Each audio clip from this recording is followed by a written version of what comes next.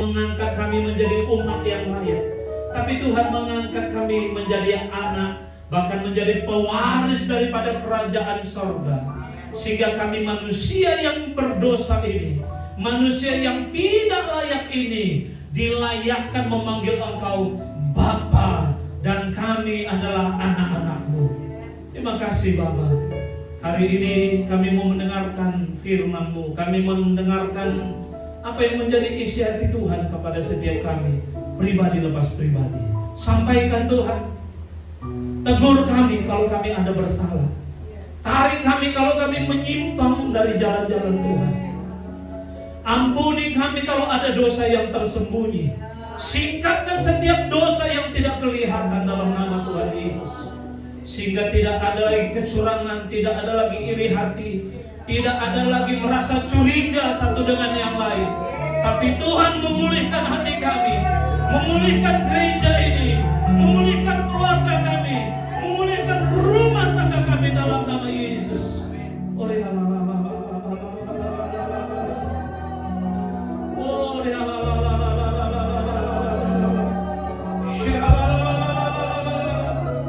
Pulihkan, pulihkan, pulihkan, pulihkan, pulihkan. Pulihkan, pulihkan, pulihkan, pulihkan, pulihkan, pulihkan.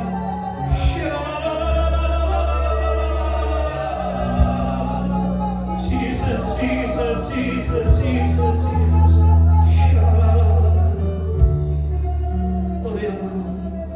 Pakai lidah bibir hamba-Mu yang sederhana ini Tuhan.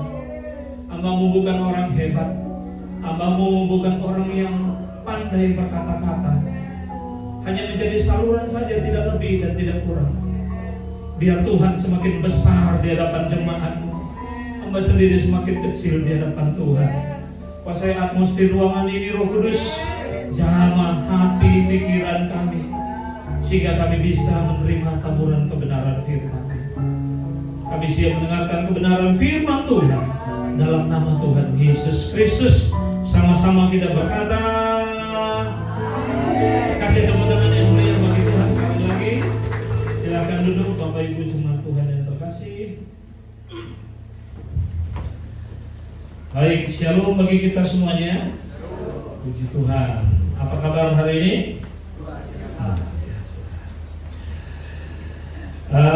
Kita sudah berada di bulan April. Minggu tepatnya adalah minggu ke-3. Tentunya orang bilang tidak terasa kita sudah sampai di hari ini. Sehingga saya mau mengajukan 2 pertanyaan sebelum kita melanjutkan kebenaran firman Tuhan, supaya Bapak Ibu rileks semuanya. Pertanyaan yang pertama, adakah di antara Bapak Ibu yang sudah sampai bulan ke-4 tahun 2026 hidupnya semakin diberkati? Angkat tangan. Yes, luar biasa. Tapi masih ada yang belum angkat tangan. Saya kasih pertanyaan lagi. Adakah di antara Bapak Ibu yang sudah sampai bulan ke-4 tahun 2026 tapi hidupnya masih penuh pergumulan? Angkat tangan. Waduh, masih ada. Rupanya ibu ini yang membuat sorga tergoncang gitu. Tiap hari doanya pergumulan. Mau baik tidak baik keadaan, mau kita ada pergumulan maupun tidak ada, tapi kita tetap percaya mujizat Tuhan pasti ada dan masih ada. Kasih tepuk tangan yang mulia bagi Tuhan. Haleluya. Dan ini adalah minggu ke-3. Saya tahu ada beberapa wajah-wajah yang bingung, kenapa Pak Matius yang datang? Harusnya kan Pak Niko, ya kan? Pak Niko muncul di layar. Pak Niko sedang berhalangan. Gara-gara dia. Pak Niko berhalangan dan bilang, Pak Matius saja menggantikan dah, karena saya sudah kemarin Jumat Agung sudah datang. Kalau Bapak Ibu nggak percaya, nanti tanya Pak Niko, tapi jangan bilang kata saya. Karena biasanya bulan April itu, Pak Niko itu pokoknya setiap bulan itu sekali sebulan beliau akan di multimedia tampil. Karena bulan ini sudah kemarin Jumat Agung, maka minggu ketiga itu di rolling semua hamba-hamba Tuhan. Jadi jangan bertanya ya, Pak Matius ini melanggar ketentuan ini gitu ya. Oke, Bapak Ibu jemaat Tuhan yang terkasih, ada satu judul kebenaran firman Tuhan yang akan memberkati kita semuanya. Temanya adalah Mujizat Paskah. Baca sama-sama. Nah ini kenapa begini nih? Belum ngopi. Coba sekali lagi kita tunggu ya. Jadi temanya adalah Mujizat Paskah dan tidak lepas dari tema-tema yang sedang kita rayakan di awal bulan April dan juga di bulan April secara penuh. Sebab orang Kristen ada dua momen yang spesial yang harus dirayakan. Yang pertama Natal, yang kedua Paskah. Paskah itu sudah include di dalamnya Jumat Agung. Kalau agama Katolik itu ada yang namanya Sabtu, bukan, Sabtu Sunyi. Jangan disampai sucinya. Nggak apa-apa, karena kita kan bukan Katolik, ya kan? Malu lah kalau salah-salah dikit. Jadi namanya Sabtu Sunyi, karena bagi mereka itu ketika Tuhan Yesus mati di kayu salib, maka sebelum hari Minggu itu kesunyian terjadi. Itu terjadi hari Sabtu. Jadi dua momen ini harus kita rayakan. Termasuk juga ada euforia dari beberapa gereja yang ditampilkan. Kalau hari Natal itu dimulai dari tanggal 1 Desember sampai akhir Desember, 31 Desember. Bahkan kadang-kala bisa sampai Januari juga. Itu agama Katolik. Mereka Natalnya itu mereka bukan sebelum 25 tapi setelah 25. Kalau sebelum mereka nggak sah. Setelah 25 baru mereka bisa euforia Natal. Kalau Paskah mungkin singkat. Ya, hanya sebulan dan mungkin nggak sebulan. Oke, kita baca sama-sama. 2, 3 ya. Mujizat Paskah. Tadi saya mau buat telur supaya kita lomba makan telur. Saya sudah siapkan telurnya, tapi nggak ada yang masak. Ya sudah, nggak jadi. Berarti Anda belum beruntung gitu.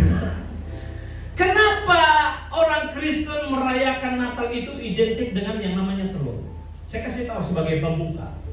Pada abad pertengahan di benua Eropa, masyarakat pada zaman itu merayakan yang namanya pergantian musim, pergantian tahun, pergantian masa, itu dengan merayakannya dan meyakini bahwa musim berikutnya atau tahun berikutnya adalah tahun yang lebih baik daripada tahun sebelumnya. Dan mereka menyelipkan ada satu benda, satu makanan, yaitu telur. Karena mereka juga menganggap bahwa telur itu adalah satu kehidupan yang baru.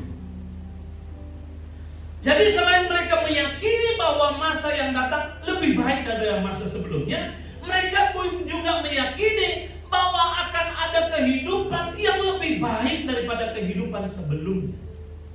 Ketika mereka merayakan itu dengan berbagi telur, makan telur, baru mereka mengunjungi satu dengan yang lain. Orang Kristen pada abad pertengahan melihat satu adat istiadat ini yang cukup baik dan menarik, sehingga mereka mengadopsi ke dalam kekristenan. Dan mereka mengakui dan menggunakannya dalam momen Paskah. Karena Tuhan Yesus mati pada hari Jumat, dan pada hari Minggu, hari yang ketiga, kubur kosong membuktikan bahwa Yesus hidup. Bukan hanya hari ini, besok dan selama-lamanya Tuhan Yesus memberikan kehidupan yang baru. Kasih tepuk tangan bagi Tuhan Yesus. Maka orang Kristen mengadopsi adat ini, makan telur bersama, berbagi telur bersama, lomba-lomba dan lain sebagainya, memaknai ada kehidupan yang baru di dalam Tuhan Yesus. Saya mau kasih tahu kepada Bapak Ibu, kita di Indonesia ini tidak kenal yang namanya kasta seperti orang yang ada di India. Tapi kita kaya dengan adat istiadat. Ada dari suku Sumatera Utara, ada dari suku Papua, ada dari Manado, ada dari NTT, ada juga orang Sangir lain sebagainya. Tuhan Yesus, kekristenan tidak pernah anti adat. Catat baik-baik. Orang Kristen, Tuhan Yesus tidak pernah anti adat. Jadi kalau ada di antara Bapak Ibu yang tiba-tiba anti adat, alergi dengan adat, alergi dengan pakaian-pakaian adat, alergi dengan kumpul-kumpul keluarga arisan, alergi dengan yang namanya pesta-pesta keluarga, berarti belum jauh jalan-jalannya. Ya kan, belum ngerti tentang firman Tuhan ini. Ya, Tuhan Yesus itu nggak pernah anti adat, tapi Dia membereskan adat. Adat itu ada dalam hukum Taurat. Khususnya dalam imamat itu tentang peraturan-peraturan hidup, peraturan berjemaat, peraturan hidup bersosial, itu semua ada di sana. Itu adat istiadat. Tapi ketika Tuhan Yesus dalam perjanjian baru, Dia bukan meniadakan hukum Taurat, tapi menggenapinya. Suatu ketika ada persoalan ketika Tuhan Yesus melayani dengan murid-muridnya, soal cuci tangan, basuh tangan sebelum makan atau sebelum diundang ke rumah orang lain. Orang Farisi menganggap bahwa murid-murid pada waktu itu melanggar adat istiadat, sebab mereka nggak cuci tangan dulu, basuh tangan sebelum masuk ke rumah orang atau makan. Tuhan Yesus bilang, engkau manusia munafik, sebab engkau bukan busuk di luar, tapi busuk di dalam hati. Jadi bukan apa yang di luar yang perlu, tapi yang lebih penting adalah hati. Orang Farisi kalau diundang ke rumah, ikutin perjamuan, mereka memang cuci tangan, basuh tangan, tapi hati mereka penuh dengan pertanyaan, ini orang kenapa ya tiba-tiba merayakan perjamuan yang begini mewah? Hatinya penuh dengan kedengkian. Kenapa ya? Hidupnya kayaknya makin lagi makin bagus gitu. Jangan-jangan dia babi ngepet ini gitu. Ya kan, penuh dengan kecurigaan. Wah, itu bahaya. Kalau zaman sekarang adat itu adalah adat yang harus dibereskan, dibersihkan, bukan dianti. Seperti apa? Kalau di suku saya Sumatera Utara, buang beras, kita nggak pakai lagi buang beras, karena itu mubazir. Baru kalau saya secara pribadi pendeta nih, kalau pesta-pesta, kalau kami orang Batak itu, datang pagi, pulang malam, haleluya. Sepanjang hari itu. Jadi kalau saya diundang ke pesta, saya bilang, saya cukup hanya 2 jam ya, maksimal. Kenapa Pak Pendeta? Sebab saya ibadah saja 1,5 jam. Masa saya datang di pesta 2 jam? Apa kata jemaat? Apalagi gereja zaman sekarang. Enggak, ibadahnya 2 jam lagi. Sebelum COVID dulu kita ibadah 2 jam. Benar, 2 jam. Khotbahnya 45 menit. Pujian penyembahnya 45 menit. Setelah COVID didiskon 1,5 jam. Ada gereja kasih diskon besar lagi. Gereja sejam saja. Haleluya. Sebentar lagi ada gereja yang usil nih. Gereja efektif ibadah 45 menit. Haleluya. Kan diskonnya banyak sekarang. Tapi kalau kita ke pesta, itu dari pagi sampai malam. Sarapan, makan siang, makan malam, itu pun masih membungkus lagi. Tuhan Yesus, haleluya. Jadi kita bukan anti adat, tapi kita membereskan adat. Katakan amin. Nats yang diambil untuk mendukung tema hari ini, yang terambil dari Matius 27 ayat yang ke-51, kita baca sama-sama dengan suara yang lantang. 2, 3, ya. Dan lihatlah, tabir bait suci terbelah 2 dari atas sampai ke bawah, dan terjadilah gempa bumi, dan bukit-bukit batu terbelah. Bapak Ibu jemaat Tuhan yang terkasih, dalam ayat ini menceritakan bagaimana kejadian yang luar biasa ketika Tuhan Yesus tergantung di kayu salib dan Dia mengucapkan kata terakhir bahwa segala sesuatunya sudah selesai. Maka terjadi goncangan gempa bumi yang sangat dahsyat tirai itu terbelah di dalam sinagog, di dalam bait suci. Bait suci itu terbagi dalam 3 bagian. Yang pertama adalah pelataran, yang kedua ruang suci, dan yang ketiga ruang maha suci. Orang yang datang ke pelataran, siapapun boleh datang. Mau orang berdosa boleh, orang benar boleh, orang yang sakit boleh, orang yang sehat boleh datang. Siapapun boleh datang, karena mereka di situ akan dibasuh. Jadi kalau ke gereja, siapa boleh datang? Siapapun boleh datang. Jangan pernah tolak orang datang ke gereja kalau dia sedang bermasalah. Jangan tolak orang datang ke gereja kalau dia di pintu saja sudah nangis-nangis. Jangan tolak orang yang datang ke gereja kalau dia sakit karena dia tidak mendapatkan obat dari dokter. Gereja tempat siapa saja. Tapi kalau mau masuk ke dalam ruang suci, mereka adalah orang-orang yang sudah ditahirkan. Kalau orang-orang yang mau melayani Tuhan adalah orang-orang yang sudah beres hatinya. Dalam organisasi kita GBI, orang yang bisa melayani bukan orang hebat, tapi mereka yang sudah membereskan masalah diri. Ditandai dengan apa? Dia memiliki pertobatan, dia dibaptis selam, lalu dia mengikuti pengajaran, baik itu kul, kom, dan lain sebagainya. Jadi tak semua jemaat yang bisa melayani. Harus mereka yang sudah disucikan hatinya. Sebab apa? Dosa itu bisa menyebar. Kalau masih ada iri, dengki, tiba-tiba dia naik ke mimbar, percaya, itu urusannya panjang.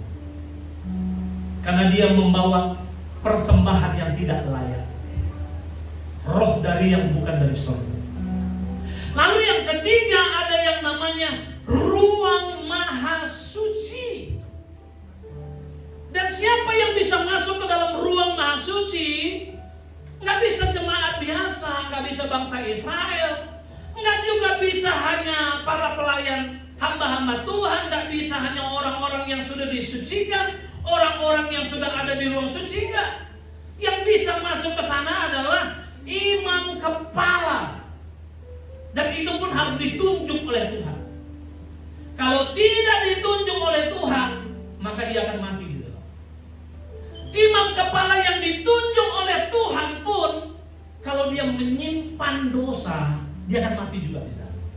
Betapa sucinya, kudusnya, dan juga tanda kutip mengerikan ruang maha suci. Makanya Alkitab bilang, siapa yang boleh datang naik ke gunung Tuhan? Hanya mereka yang punya tangan bersih suci, hati yang bersih dan suci. Kalau mau datang ke Tuhan, bukan karena jabatan kita, bukan mereka yang bisa sudah naik ke mimbar, enggak.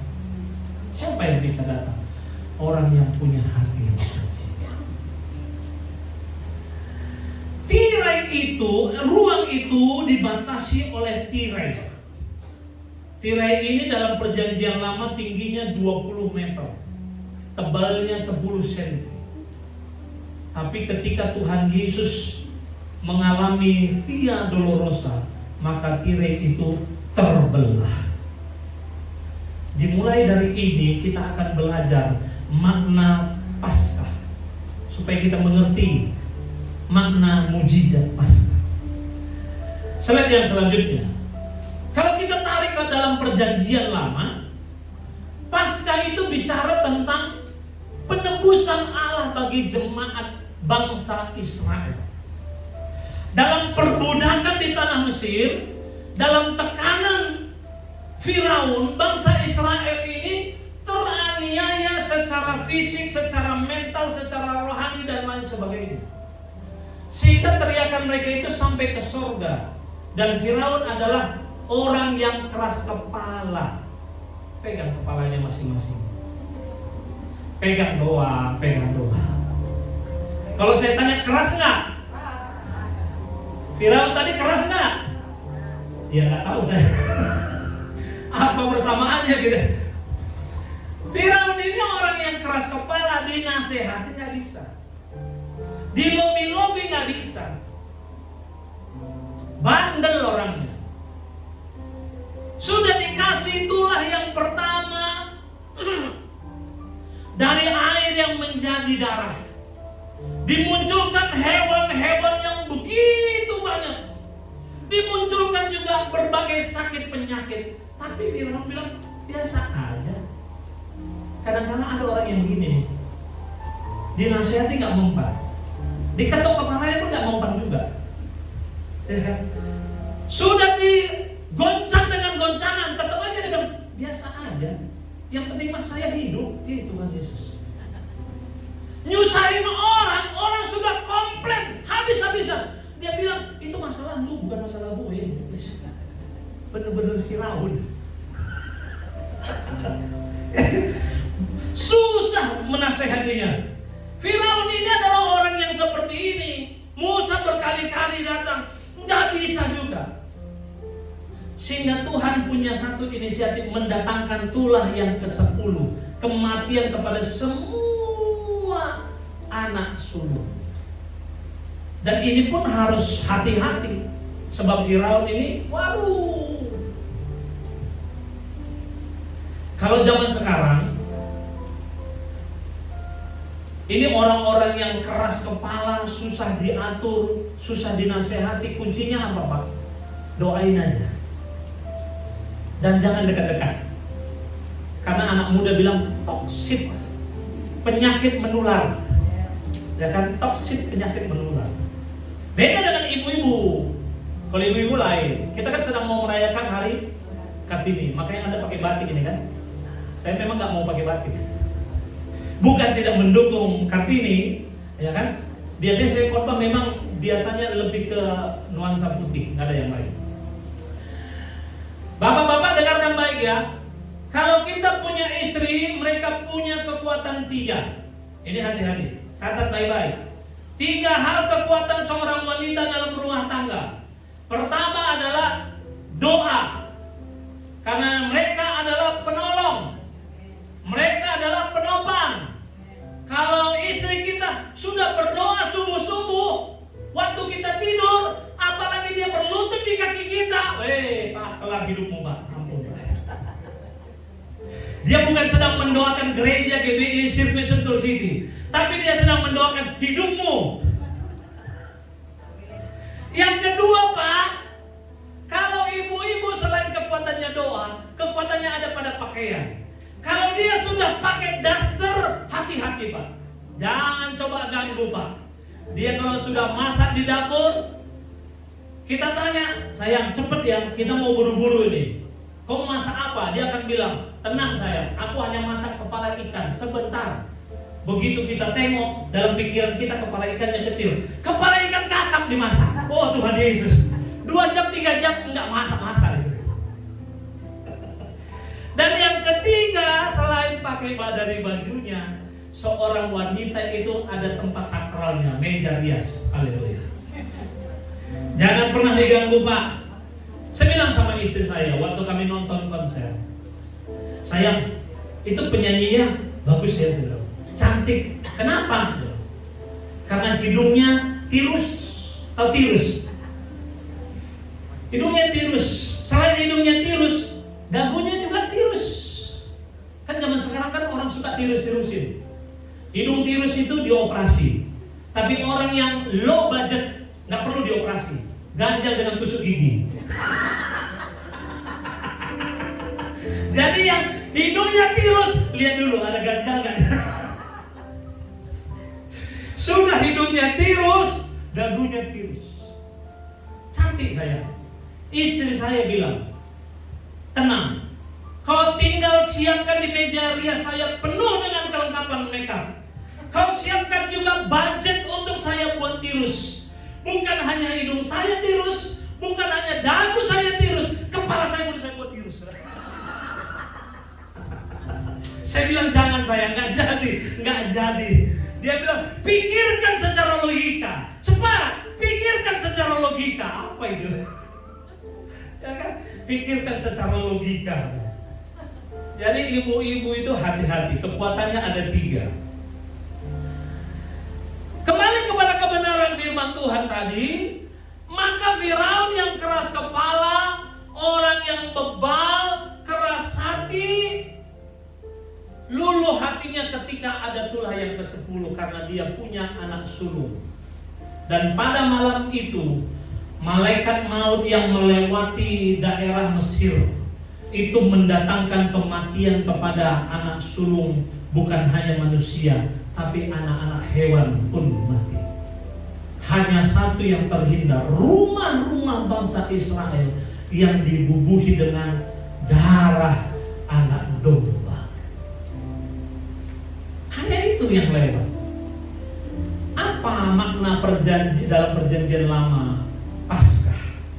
Bicara tentang bagaimana Tuhan Allah mengasihi umatnya. Allah gak mungkin merusak ciptaannya. Allah gak mungkin menghancurkan ciptaannya. Allah gak mungkin meninggalkan umatnya. Allah gak mungkin membuat umatnya jauh dari keberadaan Tuhan. Karena Allah lebih mengasihi umatnya daripada kesalahan umatnya. Saya dan Bapak Ibu, mau kita sehancur apa sekalipun, mau kita semenderita apa sekalipun, mau kegagalan kita di masa lalu sekalipun, Tuhan gak pernah pandang itu. Sebab apa? Kasihnya terlalu besar. Sehingga pengorbanan seekor anak domba yang sudah dilakukan berkali-kali itu tidak membuat bangsa Israel bisa bertobat. Selanjutnya, maka ada satu kesimpulan daripada Tuhan Allah untuk menyelamatkan bangsa Israel, harus mengganti korban. Sebab bangsa Israel, umat manusia yang sudah diselamatkan waktu itu adalah bangsa yang hidupnya seperti hidup tomat. Hari ini tomat, besok sepertinya Bapak Ibu hafal semua ya. Biasanya yang hafal itu sudah belakangan. Hari ini tobat, besok dia tiba-tiba kumat. Maka Allah punya inisiatif untuk menyelamatkan bangsa dengan mengorbankan anaknya yang tunggal. Selanjutnya, maka dalam perjanjian baru, Paskah itu menandakan kasih Allah. Kasih Allah.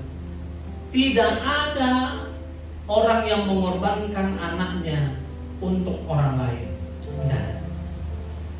Tidak ada seorang guru mau mati untuk muridnya. Tidak ada seorang nabi mau mengorbankan nyawanya untuk pengikutnya. Tidak ada pemimpin agama yang mau merelakan hidupnya untuk followernya. Hanya Yesus satu-satunya yang mengorbankan hidupnya untuk semua umat manusia. Jadi Paskah dalam perjanjian baru itu menandakan bahwa Yesus yang menggantikan posisi anak domba, dia menjadi korban persembahan. Dia juga menjadi orang yang teraniaya. Dia juga menjadi orang yang harus ditinggalkan oleh bapaknya sendiri. Supaya apa? Supaya bukti nyata dia mengasihi saya dan Bapak Ibu. Dimulai dari Taman Getsemani, dimulai waktu penyiksaan, dilanjutkan dengan jalan Via Dolorosa, dilanjutkan sampai ke Bukit Golgota, sampai penyiksaan di kayu salib, dan sampai dia menghembuskan napasnya terakhir. Lalu dia diturunkan pada sore hari. Dia dimakamkan dalam satu liang kubur yang ditutup dengan batu yang besar dan berat. Dan pada hari yang ketiga, kubur itu kosong. Membuktikan apa? Yesus kita hidup. Sehingga Pak Niko bilang, dan Alkitab mencatat, kalau Yesus hidup, kepercayaan kita tidak sia-sia. Kalau Yesus hidup, Bapak Ibu sebagai orang percaya tidak sia-sia. Kalau Yesus hidup, pelayanan kita pun tidak pernah sia-sia. Kalau kita melihat bagaimana perjalanan Tuhan Yesus sebelum ke kayu salib, saya menyebutnya ada 2 perjalanan yang paling mengerikan. Yang pertama adalah perjalanan yang paling mengenaskan. Sebab apa? Di perjalanan itu ada seorang anak manusia yang tidak berdosa, yang tidak bersalah, dibuat menjadi bersalah. Kalau sekarang, jangankan orang yang seperti ini, orang yang sudah salah lebih ngotot lagi. Betul ya? Dia udah salah, lebih ngotot lagi. Dinasihatin, Bu, kan ibu yang salah. Terus kalau saya yang salah kenapa? Iya Tuhan Yesus. Kita hanya ngasih tahu, Bu. Ya tapi kalau yang saya yang salah, harusnya kamu dong pemurah, memberikan maaf. Kan ibu belum kasih tahu minta maaf. Nggak perlu, kamu sudah tahu kok isi hati ibu. Tuhan Yesus. Dia salah, dia lebih galak daripada kita. Tadi saya waktu kesini di pertigaan atau apa, di perempatan sirkuit Sentul, ya kan, saya mengikuti satu mobil di depan itu, mobil merah, lambat sekali. Saya bilang, aduh kok lama sekali, saya mau klakson, saya takut jemaah gitu ya. Kalau jemaah kan nggak ada. Saya bilang, aduh ibunya kemana? Kemana sih mobil ini? Begitu bayar Pak Ogat, baru saya lihat, oh rupanya yang nyetir ibu-ibu. Dalam hati saya, ya saya wajib mengalah, sebab dia rasa kuat di bumi. Haleluya. Saya wajib mengalah gitu. Wah, pokoknya itu tenang. Ya nggak mau gimana ya kan? Kalau kita yang sudah salah, sadar diri, kita minta maaf. Ini nggak lebih ngotot. Tuhan Yesus adalah orang yang tidak bersalah dibuat menjadi bersalah. Orang yang tidak berdosa dibuat menjadi orang yang berdosa. Orang baik dibuat menjadi orang yang tidak baik. Perjalanan hidup yang sangat mengenaskan. Dan yang kedua adalah perjalanan yang penuh dengan penderitaan. Bukan hanya tubuhnya yang tercabik-cabik, bukan hanya darahnya yang tercurah, tapi dia ditinggalkan oleh para pengikutnya yang selama ini makan minum dengan dia, tidur dengan dia, segala sesuatunya dinikmatin. Coba bayangkan kalau ada orang yang tinggal di rumah kita, kita kasih makan, dia tidur gratis, listrik air dia nggak perlu bayar, nggak perlu masalah kebersihan lain sebagainya, kita yang bayari. Tugasnya hanya ikut dengan kita, pokoknya nikmatin saja. Tiba-tiba dia meninggalkan kita begitu saja. Tiba-tiba bukan menjadi teman, tapi pengkhianat. Tiba-tiba bukan orang yang setia bisa berbalas budi, tapi menyakitkan hati. Itu yang dialami oleh Tuhan Yesus. Murid-muridnya meninggalkan dia. Ada cerita. Lalu mentalnya terguncang, jiwanya pun terguncang. Sebab dia diperhadapkan oleh seluruh khalayak ramai yang sedang memberikan tuduhan. Dan dia digantikan dengan seorang penjahat menggantikan dia. Ini perjalanan yang penuh dengan penderitaan. Sehingga saya mau kasih tahu sebagai closing kebenaran firman Tuhan hari ini. Slide selanjutnya. Maka kalau bicara tentang mujizat Paskah, ini bicara satu hal. Slide selanjutnya. Nah, kita baca sama-sama. 2, 3, ya. Mujizat Paskah adalah apa?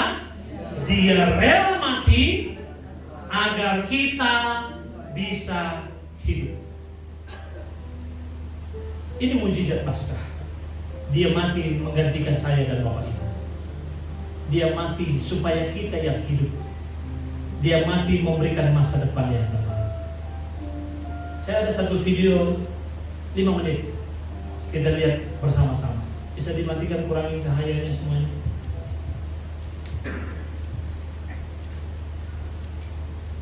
Di zoom, dibesarin.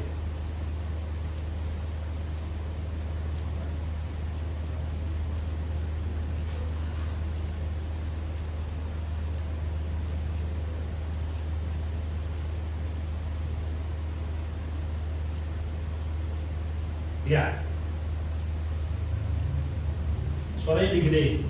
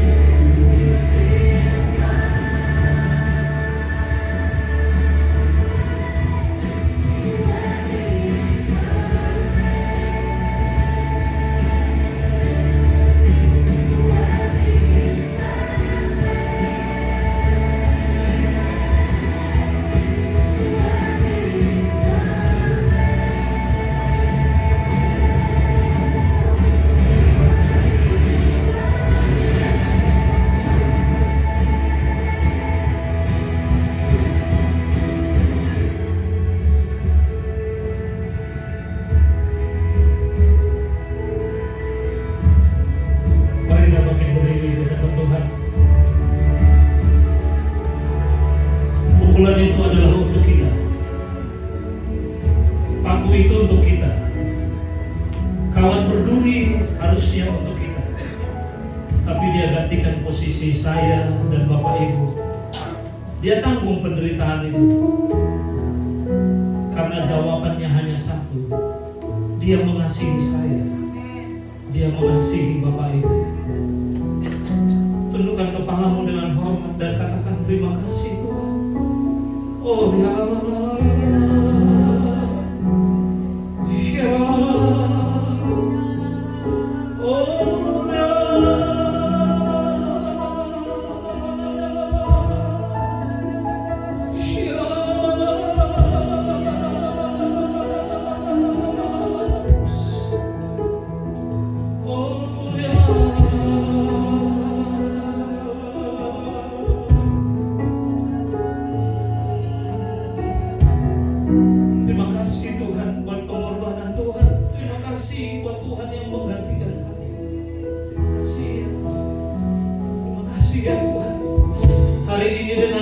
kami mau berkata, hari ini dengan kepastian kami mau berkata, sekali Yesus, selamanya Yesus, dalam nama Yesus. Sebab kami yakin harapan kami tidak akan pernah hilang. Yesus hidup, Yesus berkuasa, dan kasih-Mu itu besar. Haleluya.